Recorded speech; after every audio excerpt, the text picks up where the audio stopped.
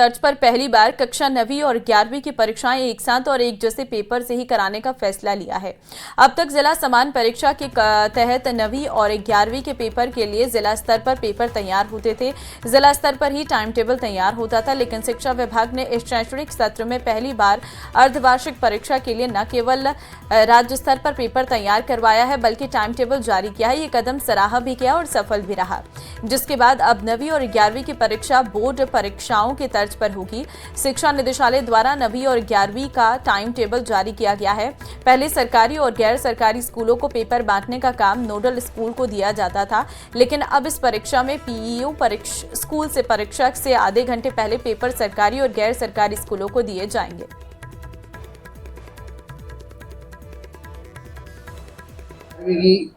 राज्य समान परीक्षा के तहत परीक्षा का आयोजन होना डायरेक्टर साहब के निर्देशानुसार 24 अप्रैल से परीक्षा का पहला पेपर है और झुंझुनू जिले में 9th में तो अपने छात्र संख्या है वो 30,818 है और 11वीं क्लास में 30,398 बच्चे हैं टोटल और कुल अपने 61,216 शिक्षार्थी हैं स्टूडेंट 9th और 11वीं में और उनकी पूरी व्यवस्था है जो निदेशालय से निदेशक महोदय के जो आदेश और निर्देश हैं वैसे ही जैसे पेपर अब चल रही है परीक्षा चल रही है बोर्ड की अपनी 10वीं और 12वीं की उसी सुरक्षा के उन्हीं मापदंडों के उन्हीं SOP के तहत इन पेपरों को भी यहाँ जब भी ऊपर से आदेश आ जाएगा उच्च अधिकारियों का तो यहाँ ब्लॉक वाइज उनको बांट दिया जाएगा और उसके बाद में प्रॉपर जो अलमारियों में थाने में रखे गए हैं अब जो 10वीं और 12वीं के वैसे ही पेपर थाने में रखे जाएंगे। जयपुर में जोबनी थाना पुलिस का राहुल विजानिया हत्याकांड मामले में एक्शन देखने को मिला है। पुलिस ने फरार चल रहे एक आरोपी को गिरफ्तार किया है। आपको बता दें कि आरोपी राहुल मीणा जोबनेर के मीणा मोहल्ले का रहने वाला है और आपसी विवाद को लेकर आरोपियों ने राहुल विजानिया पर जानलेवा हमला किया था। हमले में गंभीर रूप से घायल राहुल की अस्पताल में मौत हो गई थी। नामजद मामला दर्ज होने के बाद पुलिस ने जांच शुरू की और टीम गठित की। पुलिस ने इस मामले में 11 आरोपियों को पूर्व में गिरफ्तार किया था, लेकिन राहुल मीणा फरार चल रहा था। महिला कांग्रेस की ओर से अजमेर कलेक्ट्रेट पर प्रदर्शन कर महिलाओं को सांसद विधानसभा में 33% आरक्षण लागू करने की मांग को कलेक्टर को राष्ट्रपति के नाम ज्ञापन सौंपा। शहर कांग्रेस अध्यक्ष हितेश्वरी टांग के नेतृत्व में महिलाओं ने किया प्रदर्शन। पूर्व प्रधानमंत्री राजीव गांधी ने पंचायत स्तर पर भी आरक्षण दिया था और महिलाओं के आरक्षण को लेकर बिल पारित किया था, लेकिन फिर भी अब तक इसका क्रियान्वयन नहीं किया गया।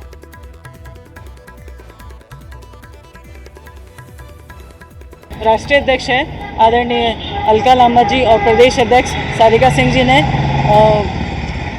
सभी महिलाओं को आदेश दिया है कि आज मोदी जी के खिलाफ विरोध प्रदर्शन करना है। जो 2 साल पहले मोदी जी ने महिला बिल पास होने की बात करी थी, लेकिन आज तक उन्होंने पास नहीं किया है।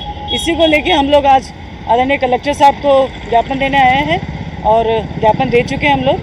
बस हम यही कह रहे हैं कि आगे आप राष्ट्रपति जी को आप ज्ञापन सौंपें। अलवर में जिला शिक्षा अधिकारी माध्यमिक कार्यालय पर गुस्साए कर्मचारी ने विरोध प्रदर्शन करते हुए मुख्य गेट पर ताला जड़ दिया। दरअसल प्रशासनिक अधिकारी रामवतार का ट्रांसफर हुआ था। CDO कार्यालय में ट्रांसफर के बावजूद रिलीव नहीं किया गया है। रिलीव नहीं करने के विरोध में गेट बंद कर प्रदर्शन किया गया है। तो रिलीव नहीं करने के विरोध में गेट बंद कर प्रदर्शन किया गया। कर्मचारियों ने विरोध करते हुए गेट पर ताला जड़ दिया। शिक्षा अधिकारी माध्यमिक कार्यालय में ये ताला लगाया गया है। तस्वीरें इस वक्त आप देख सकते हैं।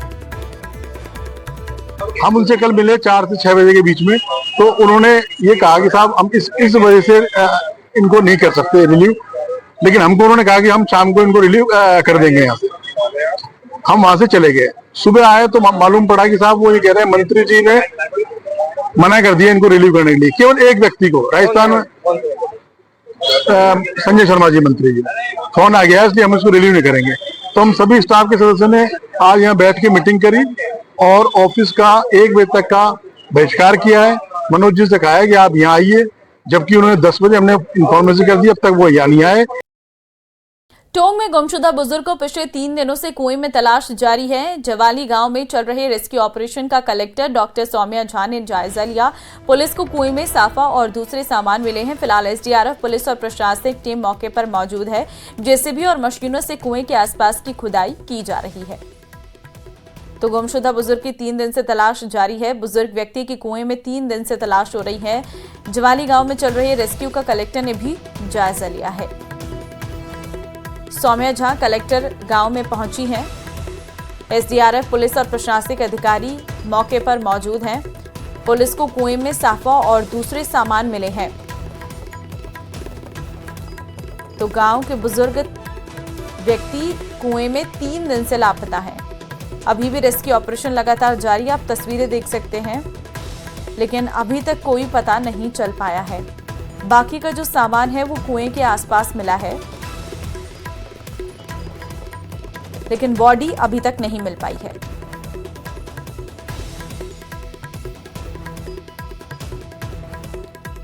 कोटा में एक पत्नी अपने पति के गायब होने के बाद थानों के चक्कर काटती रही, लेकिन उसकी किसी ने एक न सुनी। ये रिपोर्ट देखिए। 9 बजे से मैं थाना के चक्कर काटी। बच्चे का क्या नाम है? मकान वाले ने बोला कमरा खाली कर, मैं कहाँ जाऊंगी? क्या कहा थाने वालों ने आपसे? यहाँ पर नहीं हो। रिपोर्ट दर्ज। पति गायब, बीवी परेशान, थानों के चक्कर काटती रही पत्नी, रो रो कर हाल बेहाल। रोती बिलखती महिला का ये वीडियो कोटा का है, जहां अपने पति के गायब होने के बाद 25 साल की एक महिला लगातार 3 दिन तक 2 जिलों के 3 थानों के चक्कर लगाती रही। 9 बजे से मैं थाना के चक्कर काटी। कुन्हाड़ी इलाके में बीच सड़क पर ही रात को महिला इधर उधर भटकते हुए अचेत हो गई। महिला को रोते देख लोगों ने पुलिस को सूचना दी। क्या बात हुई? वो घर से भाग के मेरे साथ रहते थे 4 साल से। ठीक है। उसके मम्मी पापा उसको लेने आया था होली पे, तो उसने थाना में लिखवाया था कि वो मेरे साथ ही रहेगा। परसों मेरे को बोले 25,000 मेरे को दे दे। मंगलसूत्र गिरवी रख के मैंने दिया। कल रात को 9 बजे भाग गए वो। आपको छोड़ के भाग गया पैसे लेके? हाँ, उसके मम्मी को उसके घर ही गए। दरअसल बावड़ी निवासी सोनिया का पति अचानक घर से गायब हो गया था, जिसके बाद महिला अपने 6 साल के बेटे के साथ इधर उधर भटकती रही। बात करते हैं, मैं हूँ आपके साथ। महिला पहले नानता, फिर कुन्हाड़ी और फिर बूंदी की तालेड़ा थाना पहुंची थी, लेकिन पुलिस महिला को अलग अलग इलाका बताते हुए इधर उधर भटकाती रही। बात करते हैं, मैं हूँ आपके साथ। हालांकि तीसरे दिन बूंदी की तालेड़ा थाना पुलिस ने शिकायत दर्ज की। तो मैं इनको तालेड़ा लेके गया। हाँ गए, थाना मिल गया। थाने वालों ने कहा कि वो 17 सवाल पूछने लगे इससे, फिर बोल रहे 24 घंटे पूरे होने दो फिर रिपोर्ट लिखेंगे। इसके लिए कोई बात करी उन्होंने? इसके लिए कुछ भी नहीं करा कि 24 घंटे बाद देखेंगे फोन से। तो भैया आप इसको जानते हो? मैंने कहा जानता हूँ ना। क्या हुआ? तो भैया यहाँ पे संजोग रेस्टोरेंट के वहाँ दोस्त पड़ी है। मैंने कहा आ रहा हूँ। फिलहाल महिला के पति का कोई सुराग नहीं लग पाया। हालांकि बताया ये जा रहा है कि पारिवारिक विवाद के चलते महिला का पति घर से गायब हुआ है। अब तालेड़ा थाना पुलिस महिला के पति की तलाश कर रही है। न्यूज़ 18 राजस्थान के लिए कोटा से ओम प्रकाश मारू की रिपोर्ट। बात करते हैं, मैं हूँ आपके साथ। और बड़ी खबर एमपी के रतलाम से है, जहां पुलिस को बड़ी कामयाबी हाथ लगी है। पुलिस ने एनआईए के वांटेड और जयपुर ब्लास्ट में शामिल आतंकी फिरोज को गिरफ्तार किया है, जो काफी समय से फरार था। एनआईए को 3 सालों से फिरोज की तलाश थी। आतंकी फिरोज पर एनआईए ने 5 लाख का इनाम रखा था। इससे पहले फिरोज निम्बाहेड़ा में 28 मार्च 2022 को विस्फोटक के साथ पकड़ा गया था। और आपको बता दें कि जयपुर ब्लास्ट में अब तक रतलाम से 6 से अधिक आतंकी गिरफ्तार किए जा चुके हैं। तो रतलाम में एनआईए का वांटेड आतंकी फिरोज गिरफ्तार किया गया है। पुलिस ने फिरोज को गिरफ्तार किया है। जयपुर ब्लास्ट का आरोपी है फिरोज खान, जिसकी यहां पर गिरफ्तारी हुई है। एनआईए को 3 साल से तलाश थी। फिरोज पर पहले से ही 5 लाख का इनाम था। जयपुर ब्लास्ट का आरोपी है फिरोज, जिसकी अब गिरफ्तारी हुई है। आतंकी फिरोज खान गिरफ्तार किया गया है। एमपी के रतलाम से इसकी गिरफ्तारी हुई है, जो यहां पर पुलिस के लिए एक बड़ी कामयाबी है, क्योंकि लंबे समय से इस आरोपी की तलाश की जा रही थी। एनआईए को 3 साल से तलाश थी।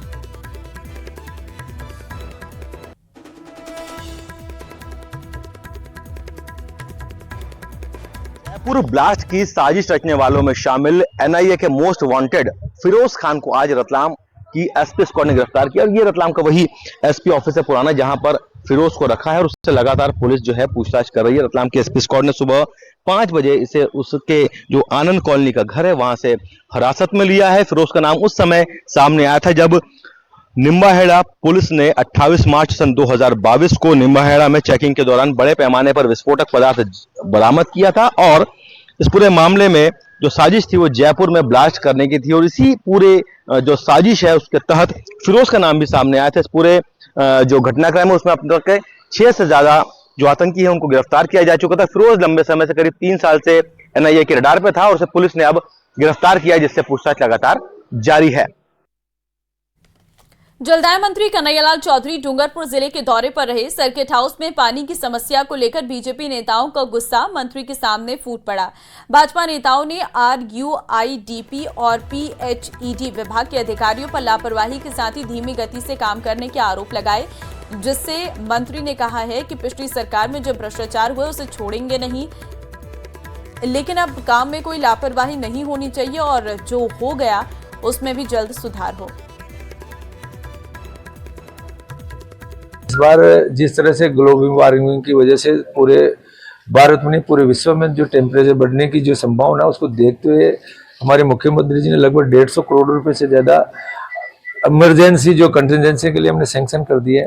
पानी के टैंकरों के लिए भी हमने लगभग 50 करोड़ रुपए से ज्यादा सैंक्शन कर दिए। हर जिला कलेक्टर को पहले 50 लाख देते थे, आज हमें 1-1 करोड़ उनको दे दिए। इसके अलावा और भी कोई ऐसे सोर्स हो, कोई भी दिक्कत आएगी तो पैसे की कोई कमी नहीं है। राजस्थान सरकार टैंकर परिवहन से लेके जो भी मेंटेनेंस के काम करना है तुरंत हम अर्जेंटली काम करने के हमारी विभाग पूरी युद्ध स्तर पर काम कर रहा है।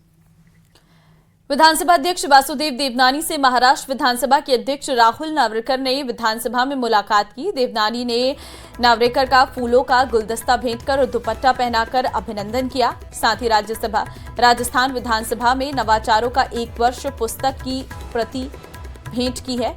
अध्यक्ष देवनानी ने राहुल को हिंदू विजय पर्वतक पुस्तक की प्रति और राजस्थान विधानसभा का स्मृति चिन्ह भी भेंट किया।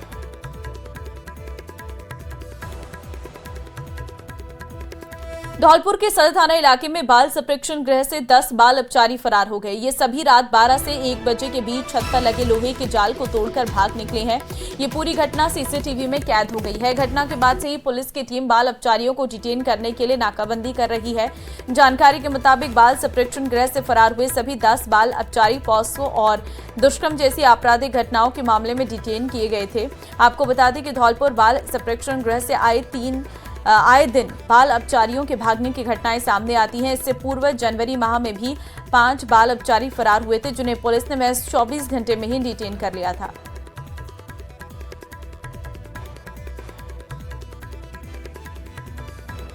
जयपुर के सांभा लेक नगर पालिका चेयरमैन बालकिशन जांगीर पर भ्रष्टाचार के मामले में एसीबी की कार्रवाई के बावजूद अब तक कोई ठोस प्रशासनिक कदम नहीं उठाया गया है। अभियोजन स्वीकृति जारी होने के 8 महीने बाद भी वे पद पर बने हुए हैं।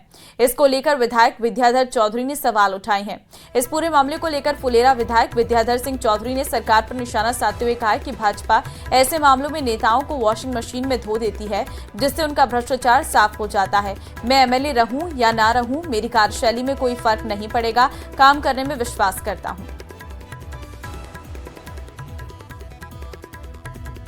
चेयरमैन बनने में मदद की और वो बीजेपी से हाथ मिला लिया। वो जो लोग ऐसे बेईमान लोग हैं वो बीजेपी उनको अपने वॉशिंग मशीन में धो लेती है। और मैं तो ये कहना चाहता हूँ कि मेरे कार्यशैली में मैं एमएलए रहूं ना रहूं मेरे फर्क नहीं पड़ेगा, क्योंकि हम काम करने में विश्वास करते हैं। मैं किसी से दबाव में नहीं आता हूँ, चाहे पार्टी किसी की हो। मेरी सरकार थी तो मेरी सरकार के खिलाफ खुला बोलता था, आपके सामने पता है। और मैं बीजेपी कांग्रेस विकास के मामले में नहीं करता हूँ।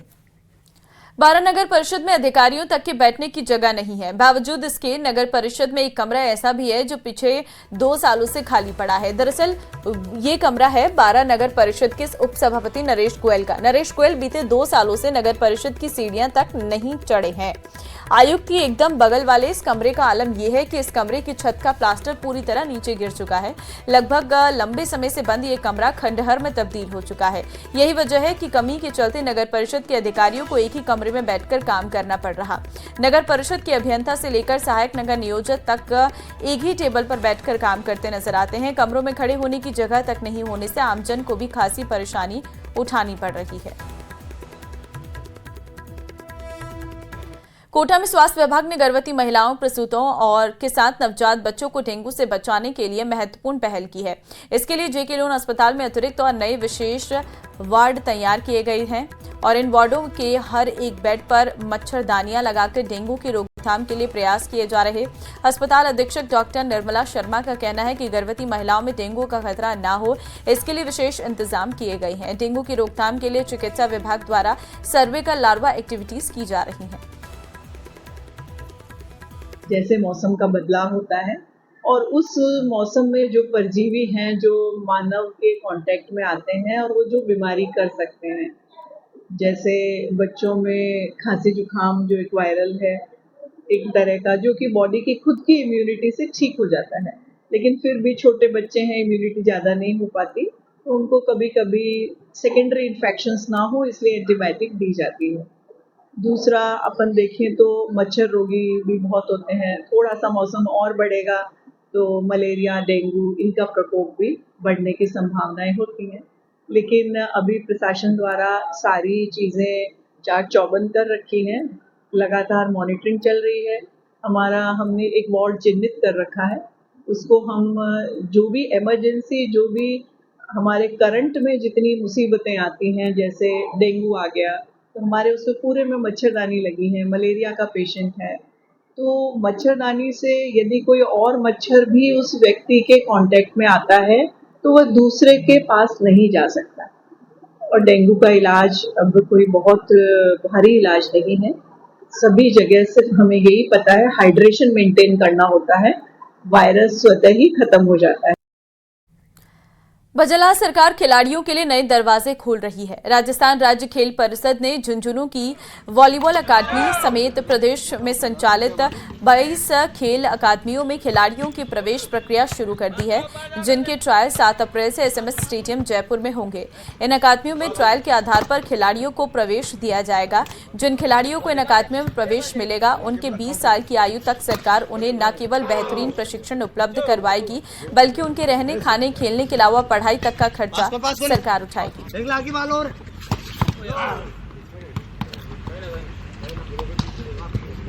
राजस्थान राज्य क्रीड़ा परिषद द्वारा संचालित खेल अकादमी की सत्र 2025-26 के लिए चयन स्पर्धाएं 7 अप्रैल से चालू हो रही हैं, जिसमें अलग अलग खेलों में सवाई मानसिंह स्टेडियम में ये चयन स्पर्धाएं आयोजित होगी, जिसमें 7 तारीख से लेके 22 तारीख तक चलेंगे। तो ये क्या, जैसे झुंझुनू में हमारी वॉलीबॉल अकादमी चलती है, उसमें 30 खिलाड़ी आवासित हैं। राजस्थान राज्य क्रीड़ा परिषद द्वारा सभी खिलाड़ियों को निःशुल्क खाना, रहना, ट्रेनिंग देना, पढ़ाई पूरा राज्य सरकार द्वारा वहन किया जाता है। बच्चे की उम्र इस चयन स्पर्धा में भाग लेने के 12 से 16 साल तक का बच्चा होना चाहिए और उसको 20 साल तक हम इस अकादमी में आवासित रखते हैं, जो बिल्कुल अनुशासित रहते हुए ट्रेनिंग करता है और बहुत ही बढ़िया अचीवमेंट उसको मिलता है।